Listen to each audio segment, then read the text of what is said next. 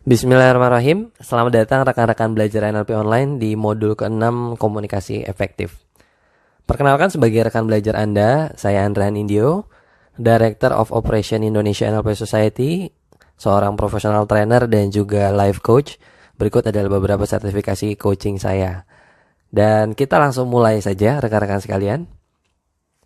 Nah, masih ingat dengan NLP Change Model? Di mana ada present state, desire state, resource, ekologi, equity, dan juga flexibility. Nah, NLP Change Model ini menjadi konsep kita untuk komunikasi yang efektif. Karena itu sebelum kita benar-benar membahas komunikasi yang efektif itu seperti apa, kita perlu benar-benar memahami kembali NLP Change Model. Kita intip-intip lagi lah NLP Change Model. Izinkan saya dalam kesempatan kali ini menjelaskan dengan istilah yang lebih mudah, lebih sederhana dengan istilah saya. Oke. Nah, gini ya, pada dasarnya sebenarnya nih NLP Change Model adalah, kalau saya sering bilang gitu, konsep sini sana gitu. Bagaimana kita ingin berpindah dari kondisi sini sekarang ke titik sana gitu. Jadi untuk mudahnya aja gitu ya. Saat ini saya ada di sini dan saya pengen ke sana. Nah, untuk bisa pindah ke sana, kita perlu yang namanya sumber daya atau resources ya. Modal lah bahasanya. Katakanlah kita ingin bisnis batik gitu. Kita ingin bisnis buku, supaya bisa sukses bisnis batik dan buku itu kan kita butuh sumber daya atau modal. Nah, modal ini bisa uang, waktu, orang lain dan lain segala macam. Itu cukup banyak yang kita butuhkan sebagai sumber daya untuk bisa sukses ke sana. Nah, NLP Change Model juga begitu. Jadi untuk bisa pindah dari sini ke sana, kita butuh sumber daya. Asumsinya adalah sebenarnya kita sudah diberikan Allah sumber daya yang cukup banyak. Gitu ya, tinggal kita mengolah sumber daya itu untuk bisa benar-benar pindah ke sana. Pertanyaannya sederhana, setiap orang sudah diberikan sumber daya, tapi kenapa kok nggak pindah-pindah juga ke sana? Masih dalam kondisi di sini gitu, istilahnya saya gagal move on. Ternyata dalam penjelasan konsep NLP, itu ada state yang menyebabkan dia masih di sini. Jadi narik-narik dia di titik sini gitu ya, narik-narik dia di titik start, sehingga dia nggak ke finish juga. Nah, untuk bisa benar-benar membuat dia pindah ke sana, ke finish gitu. Jadi gimana? Si state yang di sini ini perlu kita edukasi gitu istilahnya ya. Kita perlu edukasi agar berubah gitu, agar tidak menahan kita di kondisi di sini. Dan juga kita perlu menginstall state baru agar kita bisa berjalan menuju ke arah sana. Jadi sejatinya seseorang sudah punya sumber daya nih. Kenapa dia nggak pindah? Masih di sini gitu ya, nggak pindah ke sana karena state-nya tidak ada perubahan. Gitu, tidak ada action yang jalan itu bukan berarti dia nggak tahu mesti ngapain dan dia nggak punya sumber dayanya. Tapi sebenarnya karena ada state yang harus dirubah terlebih dahulu.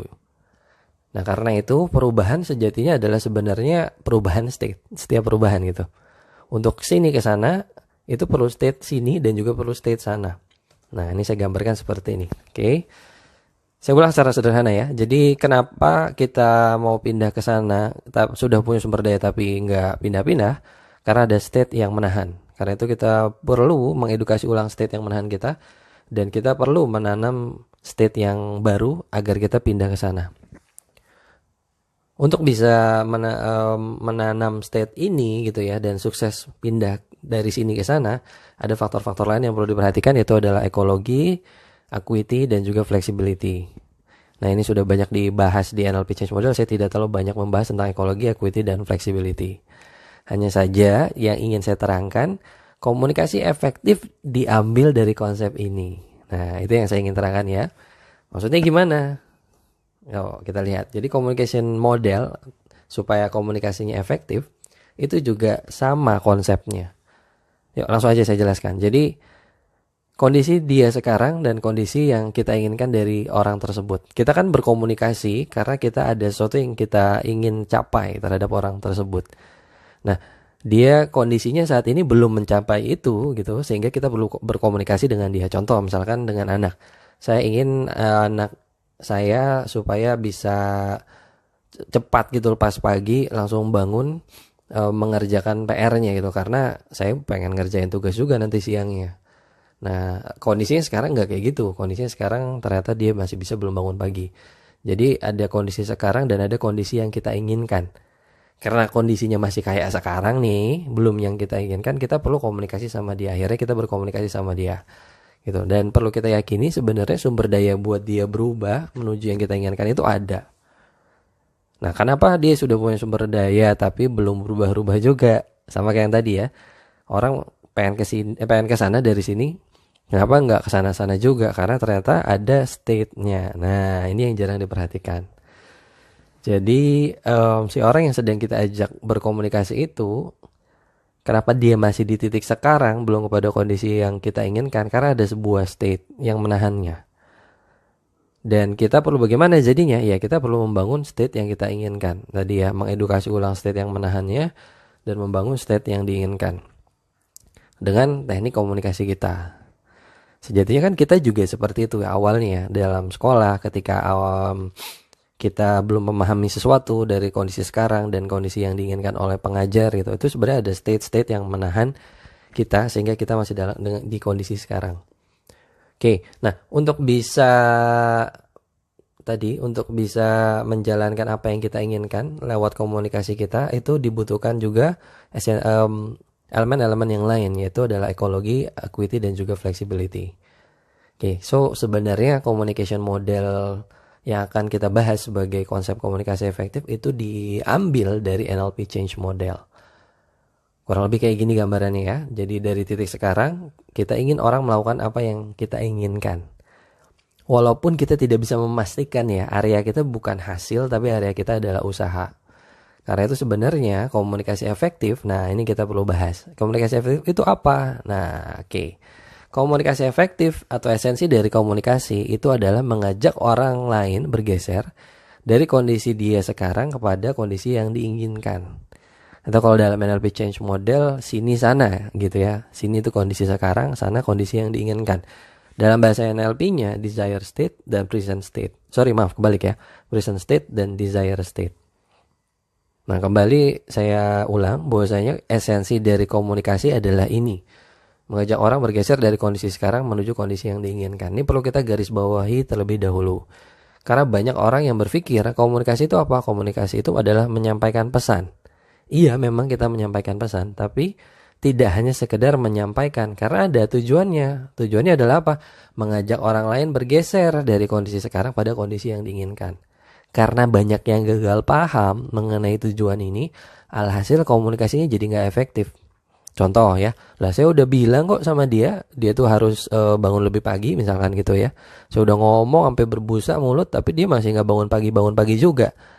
Nah, orang tersebut hanya berpikir komunikasi itu nyampein pesan doang. Padahal bukan, komunikasi lebih besar dari itu. Komunikasi adalah kita memastikan bagaimana dia memang bergeser dari kondisi sekarang yang tadinya nggak bangun pagi, jadi kondisi yang diinginkan jadi bangun pagi. Caranya gimana? Kita sebagai helper sudah paham kenapa kok dia masih di kondisi sekarang tidak berubah. Karena ada state yang menahan. Nah, karena itu kita perlu mengedukasi state-nya. Jadi kita berkomunikasi kepada state-nya juga sebenarnya agar state-nya berubah kepada state yang diinginkan. Hanya kembali lagi, kita tidak bisa memastikan hasil ya, gitu. Hasil bukan ranahnya kita. Ranahnya kita adalah berusaha menuju hasil, gitu. Oke, dalam komunikasi adalah apa yang kita bicarakan dalam rangka mengarah menuju kondisi yang diinginkan. Untuk sukses melakukan ini, ada 6 elemen dalam komunikasi efektif. Ada outcome, state, rapport, equity, flexibility, dan yang keenam adalah ekologi. Coba dilihat lagi, ini mirip istilah-istilah di mana nih? Ayo. Ada equity, flexibility, ekologi, ada outcome, ada state. Ini mirip istilah di mana? Kalau teman-teman ingat, ini mirip di istilah yang ada di NLP Change Model. Oke.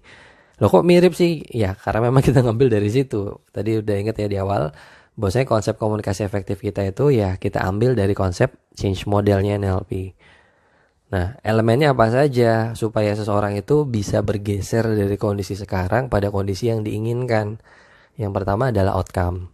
Jadi kita perlu punya tujuan akhir dulu nih. Sebenarnya pembicaraan yang akan kita lakukan itu tujuannya apa. Nah terus bagaimana? Ya state tadi, urusannya mau nggak mau adalah tentang state. Dia nggak bergeser karena ada state yang menahan gitu. Baik itu state-nya dia ataupun sebenarnya juga ngomongin state-nya kita. Karena seringkali kita tidak bicara dengan tidak bicara dengan baik, bukan karena kita nggak tahu tekniknya, tapi karena state-nya. Tuh ya, karena state-nya tidak sabar, jadinya skrip yang udah kita susun sedemikian rupa malah jadi ambiar gitu ya. Malah jadi langsung pakai kata-kata sakti. Kok kamu nggak ngerti-ngerti saya sih? Wow, langsung pakai kata-kata gitu. Padahal kita udah tahu di kepala gitu kan. Nggak boleh ngomong gitu, ngomongnya harus gimana dan lain segala macam. Karena state-nya nggak kita olah, state kita ya. Jadinya ambiar. State karena itu state bicara state kita, state-nya dia. Next yang ketiga itu adalah rapo. Rapo itu membangun kedekatan. Nanti kita akan bahas secara lebih detail. Intinya adalah sebelum menyampaikan pesan ya kita masih membuat dia nyaman terlebih dahulu. Sayang dong, udah kita desain di outcome mau nyampein apa, kalau ternyata pesannya tertolak gitu oleh dia. Karena itu bangun rapo. Yang keempat, acuity. Nah, harus peka.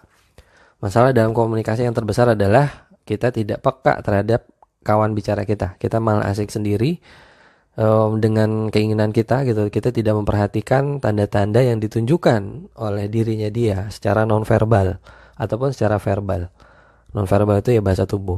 Nah, nanti lebih detailnya kita akan bahas di bab acuity-nya. Flexibility. Nah, komunikasi juga harus fleksibel, nggak bisa kaku. Yang terakhir adalah ekologis. Kalau nggak ekologis akan terasa nggak enak di kita ketika kita menyampaikan. Nah, ketika kita ngerasa nggak enak, orang tersebut juga ngerasain ketidakenakan yang dialami oleh kita. Begitu juga sebaliknya. Kalau cara-cara yang kita katakan malah nggak ekologis buat dia, nggak nyaman buat dia, boro-boro pesannya akan masuk. Yang ada malah tertolak dan dia jadi malas untuk berbicara dengan kita.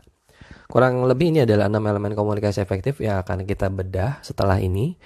Nah ini teman-teman pahami ini dulu. Coba ulang-ulang lagi video ini. Saran saya ini adalah fundamentalnya. Karena untuk menjalani komunikasi yang efektif dasarnya adalah change model tadi. Bahwasanya ada sini dan sana gitu ya. Dan ada state yang menahan. Dan ada juga state yang perlu dimunculkan. Itu aja kurang lebih. Nah untuk bisa mengatasi itu ya kita butuh 6 elemen ini. Kita butuh ada outcome, state, rapo, acuity, flexibility, dan juga ekologi. Ya teman-teman, silahkan ulang-ulang video ini sampai ngerasa udah ngeresep, udah ngeh, oh kayak gini loh ternyata komunikasi efektif. Lalu lanjutkan di video pembelajaran berikutnya. Oke, terima kasih. Sebelum kita akhiri video kali ini, saya ingin mengucapkan terima kasih, kredit untuk gambar-gambar yang saya gunakan. Itu di slide 7 dan slide 8. Nah, ini ada linknya ya, orang-orang yang memiliki gambar ini. Gambar ini saya ambil dari freepik.com, yang mana sebenarnya adalah free, bisa di-download. Hanya kita perlu mencantumkan kredit kepada orang yang membuat gambar itu. Ya, dia sudah susah payah membuat gambar, kita beri apresiasi, karena itu saya berikan linknya. Ya. Terima kasih rekan-rekan sekalian. Kita akan lanjut di video berikutnya. Assalamualaikum warahmatullahi wabarakatuh.